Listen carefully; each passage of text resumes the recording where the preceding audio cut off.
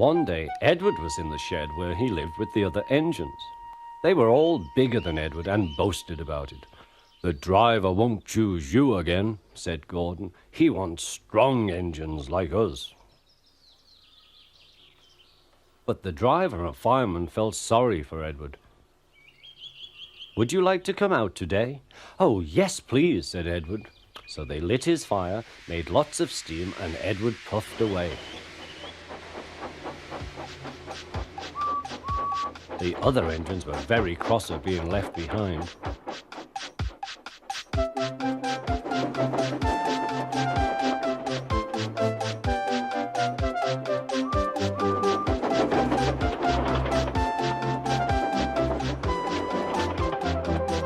Edward worked hard all day. The coaches thought he was very kind, and the driver was very pleased.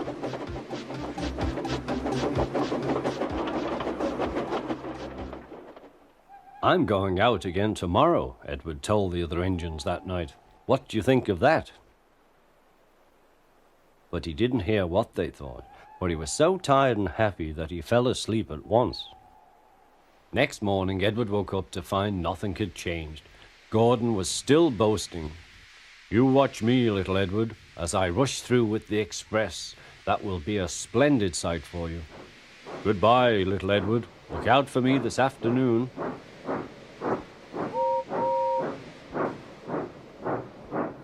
Edward went off to do some shunting. Edward liked shunting. It was fun playing with trucks. He would come up quietly and give them a push. Then he would stop and the silly trucks would go bump into each other. "Oh!" they cried. "Whatever is happening?"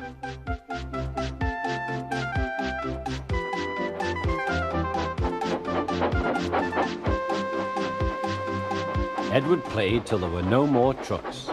Then he stopped to rest. Presently he heard a whistle. Gordon was very cross. Instead of nice shining coaches, he was pulling a lot of very dirty trucks. "A goods train, a goods train, a goods train," he grumbled. "The shame of it, the shame of it, oh, the shame of it." Edward laughed and went to find some more trucks. Then there was trouble.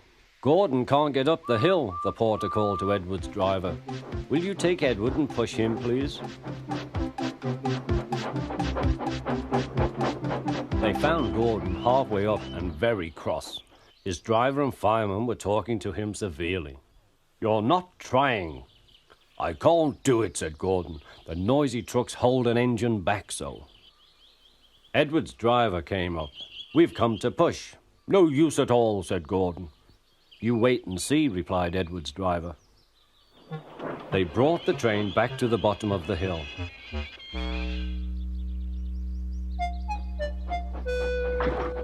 "I'm ready," said Edward. "No good," grumbled Gordon.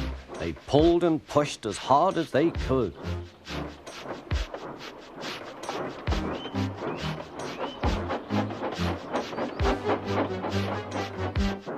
"I can't do it, I can't do it, I can't do it," puffed Gordon. "I will do it, I will do it, I will do it," puffed Edward. Edward pushed and puffed and puffed and pushed as hard as ever he could. And almost before he realized it, Gordon found himself at the top of the hill. "I've done it, I've done it, I've done it," he said proudly. He forgot all about Edward and didn't wait to say thank you. Edward was left out of breath and far behind. He ran on to the next station, and there he found that the driver and fireman were very pleased with him. The fireman gave him a nice long drink, and the driver said, "I'll get out my paint tomorrow and give you a beautiful coat of blue with red stripes. Then you will be the smartest engine in the shed."